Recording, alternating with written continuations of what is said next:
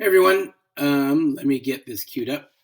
My name is Ellis Reyes, and I am your student's teacher, one of the several teachers who are teaching the PLP tech class this year.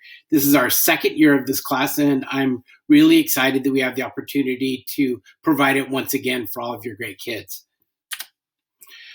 My preference as a teacher and as a presenter is not to read slides to people. So I'll put the information up there and I may touch on some of the high points on the slides, but my preference is to just give you some additional background information. So I've been teaching in the Mercer Island School District for a long time. I was a fifth grade teacher at West Mercer for 13 years, and this is my 8th year at IMS. I typically teach classes in the math and technology side of the school, although I've taught Spanish and I've been teaching a writing class, writing, not riding as in a horse, writing class for the last 2 years as well. I've been around and doing technology myself for a really long time. My family's first home computer was a VIC-20, if any of you guys are old enough and technologically sort of cave people enough to remember that.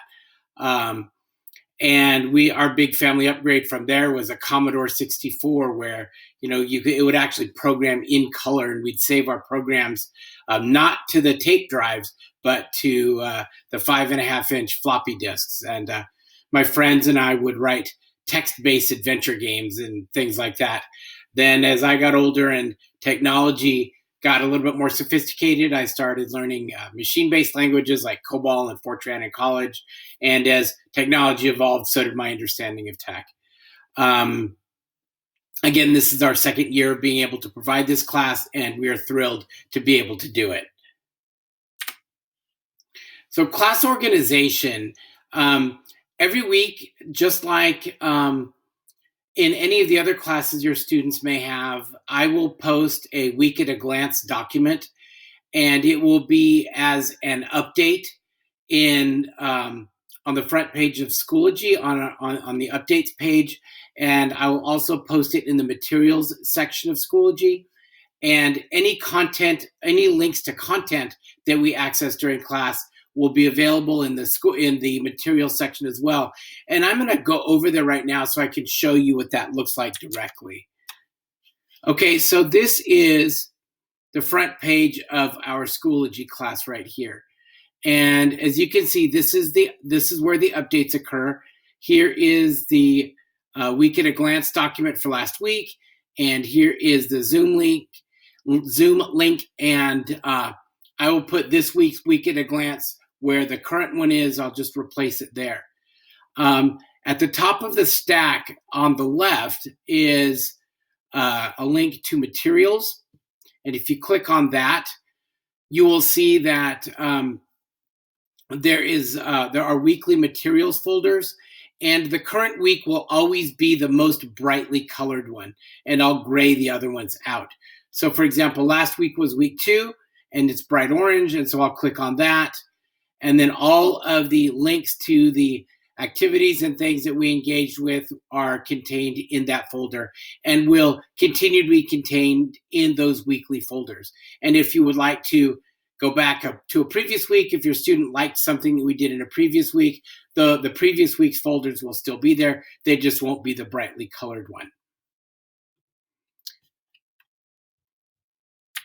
Oh, also, access to the Zoom meetings will be also as a Schoology update on the front page, and also in the materials folder, and basically wherever else I can post it so that it's easy to find and get to us, and also in the week at a glance.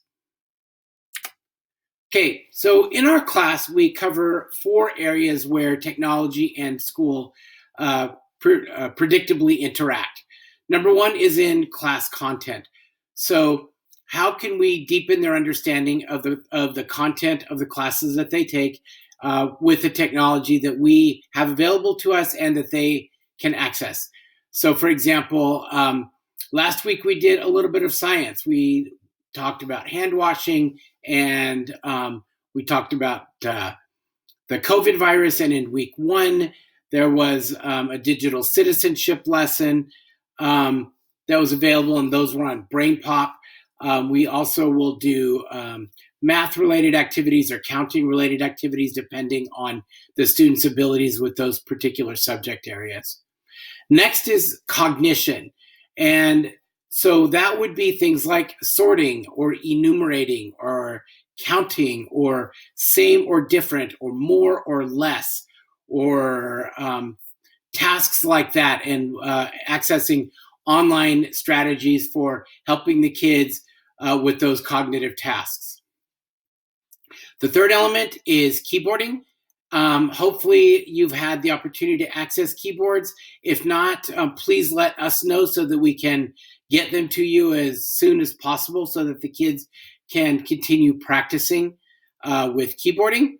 And then also at the end of it all, the kids will have a menu of choice options that they can participate in. Those are usually involved with art or music, or if we know what a preferred activity is, we will make a preferred activity available for them to engage with when it is choice time. Okay, on a synchronous instructional day, when we are face-to-face with the kids, we will go through those 4 elements and we will engage with activities, and it will be in, maybe it will be in the same sequence. Sometimes we might vary the sequences. That all depends on what the activities are and how long we expect them to take. As part of our instruction, we will tell the students what the activity is, what they're expected to do with it. So if it's a sorting activity, we'll have them say, okay, which or same and different. Let's use same and different. Which one of these things, which set of these things are different from the others? And one might have a red apple, and then all of the other groups of apples will be green. And they have to click on the red apple because the red apple is the different one. Or a more or less activity. Which groups of these items, these rubber ducks, has the fewest in it? And so they would click on the set of rubber ducks that has the fewest rubber ducks in it. And then also we'll talk about the behavioral expectations. We engage nicely with our technology. We click gently when we are using our iPads or mouses, things like that. And then the students will engage with the activity either independently or with whatever level of assistance and support that they need. Asynchronous classes, we won't be assigning any additional tasks during asynchronous days, though the students are more than welcome to go into the Schoology folder or any of the Schoology folders and find technological tasks that they would like to engage with or repeat. That is completely available to them, but we won't be giving them anything additional for the asynchronous days. Student support. If you or your students have questions for me or any of the other teachers, my office hours are from 12:45 to 1:15 Monday through Friday. And during that half hour, I can be reached via email or Schoology immediately.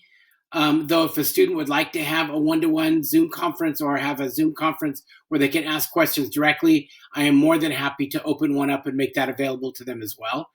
And then every day, Monday through Friday, I do have an open drop-in Zoom conference available. And that is from 2:30 to 3. And the link to that will always be on the Week at a Glance. And I'll also post it in the weekly materials folder. If you folks, parents, guardians, have any questions, or other family support people have any questions for me about the class or concerns about the student's performance, the best way to reach me is via email. My email address is ellis.reyes@mercerislandschools.org. And if I have concerns or questions for you, I will reach out via email first. And I will probably CC Ms. Tessier and the counselor so that they're aware of any communications and situations that I see going on, and we can have a team conversation about the situation and what can be done, to work it out. So if you have any questions for me based on the content of this curriculum night, if I've left something out, if you'd like something, if you'd like me to elaborate on anything, I've included a link to a Google form down below, and I'll also email it out to everyone so that you have another copy of it. Thank you so much for taking the time to come to this Asynchronous Crazy Curriculum Night. And if you have any questions, again, please either email me directly or fill out the Google form, and I'm happy to respond. Have a great day.